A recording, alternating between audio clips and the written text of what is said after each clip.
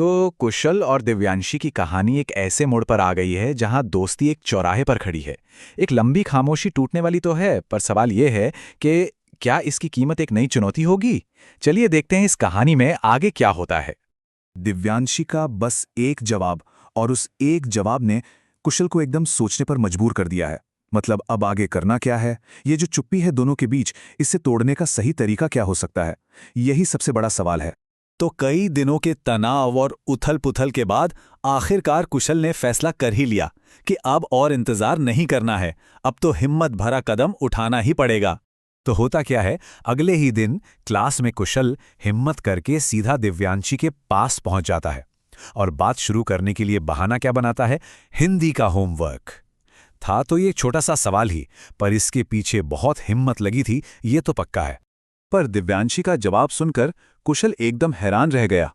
उसने बिना किसी गुस्से के बड़ी नरमी से मना कर दिया, और इसी जवाब ने कुशल के दिमाग में एक और सवाल खड़ा कर दिया। अब दिव्यांशी के इस बदले हुए बर्ताव का जो राज है ना, वो असल में अतीत में छुपा हुआ है। तो चलिए जरा पीछे चलते हैं और उस पल को याद करते हैं जिसने सब कुछ बदल दिया। तो सवाल ये उठता है कि दिव्यांशी ने इतनी नरमी दिखाई क्यों? इसकी वजह एक पुरानी बातचीत में है जो कुशल के भाई आदित्य और दिव्यांशी के बीच हुई थी।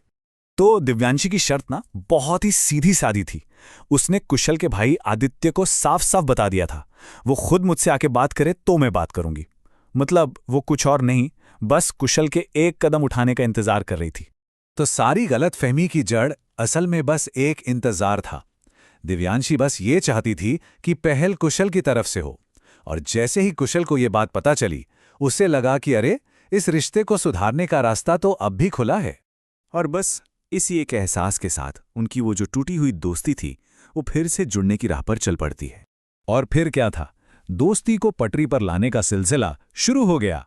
कुशल रोज कोई ना कोई बहाना ढूंढता बात करने का, और दिव्यांशी भी धीरे धीरे जवाब देने लगी। देखते ही देखते उनकी बातचीत बिल्कुल पहले जैसी हो गई। एक नई दोस्ती की शुरुआत हो रही थी। अब जैसे जैसे उनकी दोस्ती गहरी हो रही थी, कुशल ने दिव्यांशी को अपने कड़वे तजुर्बे से मिला एक सबक दिया, एक ऐसी चेतावनी जो शायद दिव्यांशी को आने वाले किसी धोखे से बचा सकती थी। कुशल ने दिव्यांशी को सीधे सीधे समझाया, प्लीज तुम इन क्लास वालों पर भरोसा मत करना, ये तुम्हारा सिर्फ उपयोग ही करेंगे। उसने ये भी बताया कि वो खुद इस चीज का शिकार हो चुका है। लेकिन जैसे ही दिव्यांशी ने पूछा कि उसे धोखा किसने दिया, कुशल एकदम चुप हो गया। उसने बस वादा किया कि सही समय आने पर वो सब बताएगा। इस आधे अधूरे जवाब ने ना उनकी दोस्ती में एक नया गहरा विश्वास भर दिया।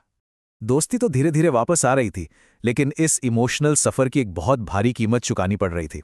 एक ऐसी कीमत जिसके बारे में शायद कुशल को कोई अंदाजा भी नहीं था। तो हुआ ये कि एक तरफ तो कुशल ने अपनी दोस्ती बचा ली, लेकिन इसका सीधा और बहुत गहरा असर उसकी पढ़ाई पर पड़ने लगा था। सोचिए, कुशल, जो लड़का हमेशा क्लास के टॉपर्स में गिना जाता था, हमेशा थर्ड आता था, अब पढ़ाई में बुरी तरह पिछड़ने लगा था। उसके नंबर इतने ज्यादा गिर गए थे कि यकीन करना मुश्किल था। साफ था उसका ध्यान पूरी तरह से कहीं और था। हालात इतने बिगड़ चुके थे कि उसने अपने टेस्ट के खराब नंबर घर वालों को बताना ही बंद कर दिया। ये दिखाता है कि वो अंदर ही अंदर कितना शर्मिंदा और अकेला महसूस कर रहा था। और ऊपर से अर्धवार्षिक परीक्षाएं, मतलब हाफ ईयरली एग्जाम्स भी सिर पर थे। कुशल पर दबाव बढ़ता ही जा रहा था, और वो एक मुश्किल जाल में बुरी तरह फंसता जा रहा था। तो अब सबसे बड़ा सवाल यही है, क्या दोस्ती की ये कीमत पढ़ाई से चुकानी होगी? कुशल को जल्द ही कोई फैसला लेना होगा, क्योंकि एक ऐसी कीमत है जो शायद बहुत बहुत भारी पड़ सकती है। इसका जवाब हमें कहानी के अगले मोड़ पर ही मिलेगा।